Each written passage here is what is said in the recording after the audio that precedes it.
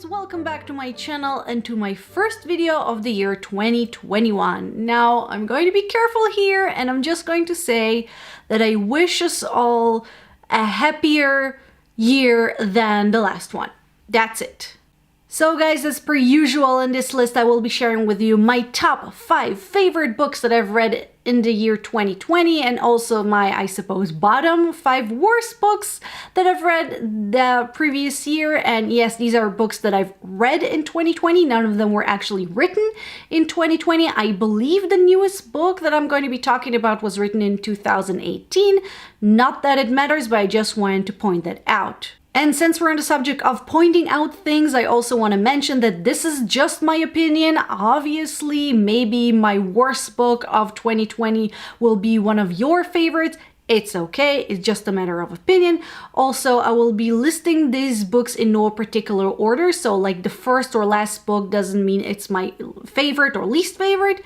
And also, I will just mention why I liked or disliked these books and roughly go through the general idea or the plot. If you're interested, I will link all the full reviews down below, except one book that is actually just an honorable mention. I actually reviewed all the books that I'm going to talk about. So despite everything that's going on in the world, when it comes to book, I had a really good year. I read some really good books, and I had a huge difficulty to put, especially in the top 5 tier, only 5 books. Even when it comes to the worst books, I have to kind of pick and choose because some of them were just, okay, not that bad. I didn't have a lot of really awful books that I can complain about. So at least in one part of my life, the year 2020 was actually rather good. So that's why when I'm starting out with my top 5 favorite books that I've read in 2020, I do have a few honorable mentions because I just have to point them out. So the honorable mentions for some really great books are This House is Haunted by John Boyne, A Head Full of Ghosts by Paul Tremblay, The Murder of Roger Ackroyd by Agatha Christie. This is the one that I haven't reviewed just because I thought you guys wouldn't be interested. If you are, let me know. And lastly, The Wizard of Earthsea by Ursula Le Guin. Now let's get to the top 5 favorite books or best books that I've read in 2020. First, we have A Great and Terrible Beauty by Liba Bry. This is a beautiful, magical coming-of-age story of a young girl in 19th century England. Gemma is sent to a girls' finishing school where she and her new friends find out about magic and learn to control it. And this is a really great book, both for young adults and adults, and take it from someone who really doesn't like young adult books. I also really like the setting in Victorian England and how magic is used in commenting about gender roles and feminism in this setting. Next, we have The Institute by Stephen King, and I really seem to like Stephen King's more recent books. And this one is supposedly meant for a younger audience, even though it's really for adults. In this one, we have a secret institute that kidnaps children with supernatural powers and basically tortures them in order to make them reach their full potential. And this book follows a group of these kids that realize that their best chance for survival is to escape. Basically a thrilling, compelling, very well-written supernatural novel, Stephen King at his best, albeit some over-sexualization of kids, but okay, this is Stephen King after all. Next, we have The Little Stranger by Sarah Waters, and I had no doubt for 1 second that this book was going to end up on this list. This is a very unique haunted house story set between 2 world wars and basically centers on a doctor who befriends this family who lived in a very big, once very grand house that also seems to be haunted. This book is simply amazing, captivating, wonderful. I am dying to read more things by the same author, Sarah Waters, and I also think this book is not only brilliant but also nuanced. There is the major plot, which is great, but she also has something to say about how memories haunt us without the help of ghosts. And if you've seen my video, I do share a theory that I have about the ending. So if you're interested and you read the book, watch my review and comment what you think about my theory. But seriously, if I did put this list in a certain order of how much I liked it, I'm pretty sure this book would have been number one. It's simply amazing. Next up, we have David Copperfield by Charles Dickens, and this book was not written in 2020. This is my first yet not last Dickens, and this Victorian novel tells the story of David Copperfield, who started his life in poverty but rose to the ranks due to his hard work and kindness, which enabled him to make good friends. This is such a wonderful, compelling, feel-good book about the humanity of people and the amazing strength that friendship has. And really, if you're interested in reading some classics or you don't know which Charles Dickens novel you should start with, this was a really fast read and a pretty easy read. So if you're looking for something to start with, I really recommend David Copperfield. And last but not least, we have The Death of Mrs Westway by Ruth Ware, and this is the newest book that I have on this list, I think. And this is a modern gothic novel in a way that's also a bit of a twist on a detective genre, kinda sorta.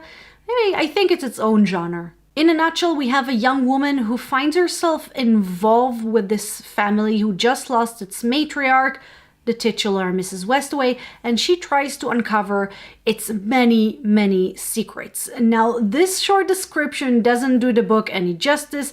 Again, if you're interested, I will link my full review down below. There I'll also give a bit more information about the plot, but it's rather complex.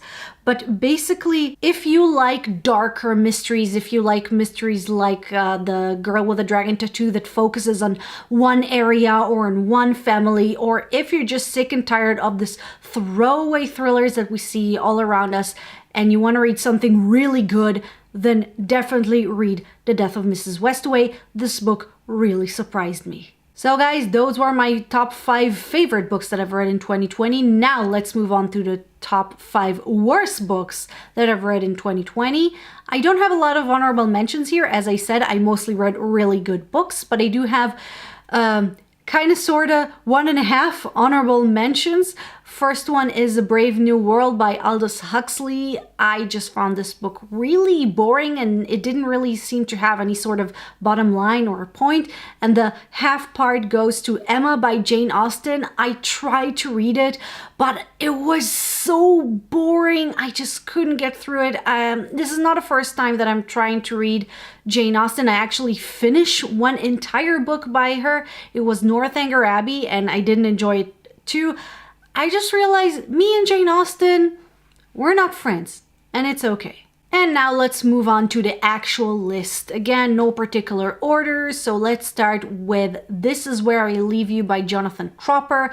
And this comedy was supposed to have been right up my alley. It tells a story of a family who gathered for the patriarch's Shiva. If you don't know what that is, it's basically like a Jewish wake after somebody dies.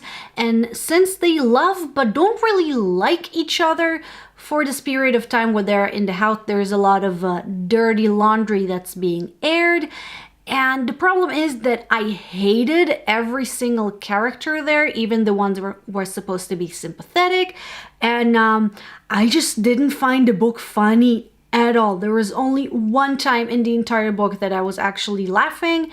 And the bottom line is that unfortunately, this is one of those cases where the movie was actually a lot better. Next, we have The Woman in the Window by A.J. Finn, and honestly, I should have known that me and these popular, recent, regular thrillers, we just don't get along. This predictable and boring thing focuses on an agoraphobic woman who sees a crime occurring through the window, but when she calls the authority, both them and the house where she saw the crime occurs tells her that this never really happened, so she tries to solve the mystery herself. And this really reminded me of The Girl on the Train and was obviously trying to mimic what brought this book to success. You see it happening all the time. There is this book that is really successful, and then afterward there are a bunch of other books that are trying to mimic this successful book. It's the same pattern. You have a female protagonist and she's possibly unreliable and she tries to solve a mystery on her own because the police doesn't believe her. Needless to say, I didn't like like The Girl on the Train, and I didn't like this one. It wasn't interesting, wasn't thrilling, and obviously the author thought he was writing something way more sophisticated than what he actually wrote. Next, we have In a Dark, Dark Wood by Ruth Ware, and again we have an uninteresting, unthrilling thriller about a female protagonist who is possibly unreliable, who tries to solve a mystery on her own, blah blah blah. Basically, just see everything that I've just said about the previous entry about the woman in the window. However, I do want to point out that Ruth Ware also earned her place in the top 5 best books of 2020, so she's not all bad. Next, we have The Secret History by Donna Tartt, and it's pretty safe to say that this was one of the most antagonizing books that I've read the past year. This is a story of a young college student who is desperate to be part of the cool guys, so he lies his way to get into this small group of students, and he befriends them and becomes part of the gang, but he also finds himself involved with them in a very serious crime. I hated so much every single character in this book. And yes, I know I was told more than once that I wasn't supposed to like them, but first, it didn't make it better.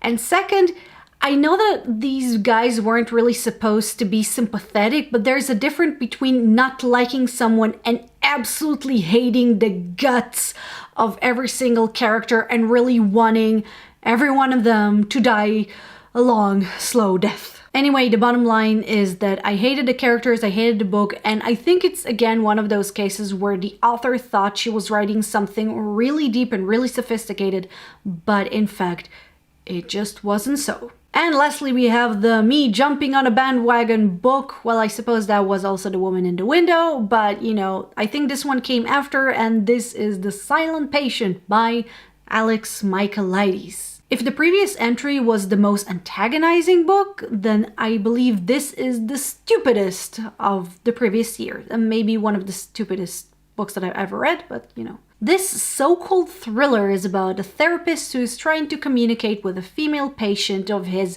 that killed her husband a few years ago and haven't said a word since. Guys, this book doesn't make sense, it's predictable at times, it has a very bad writing and a very underwhelming twist, and overall a very bad book. If you want more details about why, watch my full review. So guys, that's it. Those were my 5 favorite and 5 least favorite books that I've read in the year 2020. And I'm actually very excited about 2021. I'm actually reading right now 2 books, and so far I really like them. So guys, that's it for this video. Thank you very much for watching. I really hope you enjoyed this video, this list. If you did like it, please don't forget to click like to show your support and subscribe to my channel if you dare. And write down in the comment section what was your favorite book that you've read in the year 2020. Just a quick reminder, check out the description box. I will list down all the full reviews to all of the books that I mentioned, both on the list and the honorable mentions. And again, guys, thank you very much for watching, and I'll see you next time. Bye bye.